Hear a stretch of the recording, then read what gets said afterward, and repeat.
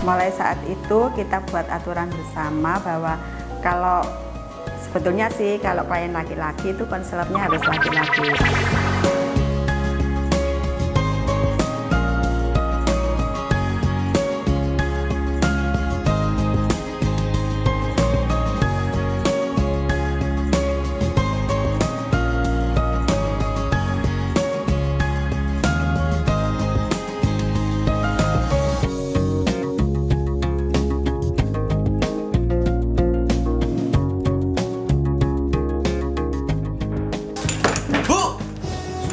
Maksudnya apa ini? Ibu sebarin aib saya? Apa toh? Duduk dulu nak, duduk. Enggak. Semua orang pada tahu tentang aib saya. Aib yang mana toh nak? Tenang, duduk dulu. Kebetulan itu kasusnya kasus anak kekerasan seksual. Dia malu katanya diketahui oleh orang lain. Dikira saya yang menyampaikan kepada orang. Oh mohon maaf nak, ibu tidak akan menyampaikan ke orang lain mengenai kasus siapapun, tidak hanya kasus kamu. Karena ini sudah menjadi kode etik kita. Kita harus menjaga rahasia klien. Kita loh pingin dipercaya oleh masyarakat. Masa saya harus menyampaikan kepada orang lain? Pasti ibu yang cerita, karena cuma ibu yang tahu. Terus siapa? Dari siapa mereka tahu? Orang emang saya nggak cerita sama siapa-siapa loh. Ibu jangan bohongin saya. Saya mau dicekik, sudah dipegang gini ya, tangannya dia ke saya gini.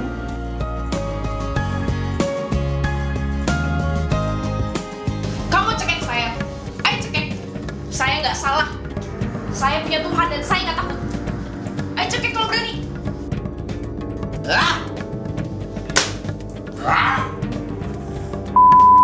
Sehingga akhirnya dia ketakutan. Dia tidak jadi menyekik saya.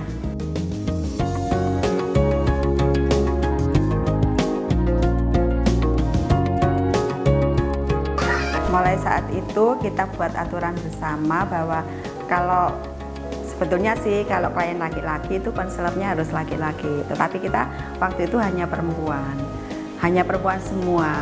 Jadi kalau perempuan semua, kalau menghadapi klien laki-laki, kalau ada klien laki-laki, pintu harus dibuka. Tuh aturannya. Kamu tuh pergi sana, nggak usah ganggu. Aku laporin kamu ke mama. Tak bodoh. Bukannya surut, Maryani justru semakin mantap melangkah. Ia bertekad akan menjadi pendamping dan pelindung anak-anak dan kaum perempuan, kendati begitu kerasnya tantangan yang harus ia hadapi. Percuma, semua sudah terlambat, Sel. Hidup di tengah masyarakat yang tidak peduli dengan akhlak dan nilai-nilai keluarga ini memang dibutuhkan keberanian Bahkan dan orang tekad tua kerja. menjauhi kalian. Ia percaya masih ada jalan untuk keluar dari lembah berlumpur dan bernoda. Yakin, walaupun kita tidak punya bekal pendidikan yang tinggi, latar belakang yang tinggi, tetapi kalau kita punya kemauan yang baik, itu akan didengar oleh Allah.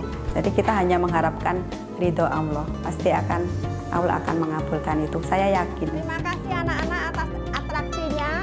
Maryani biasanya menyibukkan anak-anak ini dengan setumpuk kegiatan positif. Ya. Sembari sesekali menitipkan pesan, tetaplah menjaga kehormatan, harga diri, dan martabat. Jangan pacaran dulu, ya kan? Penyesalan hanya datang di belakang.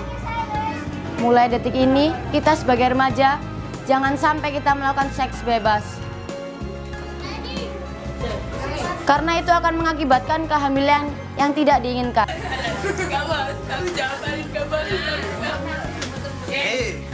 Aku nggak pernah mengabdi kamu. Kesini apa Anda? Kita pernah mendapat laporan dari SD, tidak saya sebutkan si sekolahannya, tetapi pernah melaporkan bahwa anak kelas 6 SD itu sudah melakukan hubungan seks bebas, bahkan berganti-ganti pasangan. Sehingga kita hasil dari laporan itu kita tindak lanjuti, kita pendampingan terhadap anak. Itu juga kita memberikan sosialisasi, yaitu pendidikan seks terhadap anak-anak. sex education terhadap anak-anak juga terhadap orang tua. Jadi, mulai detik ini, stop seks bebas.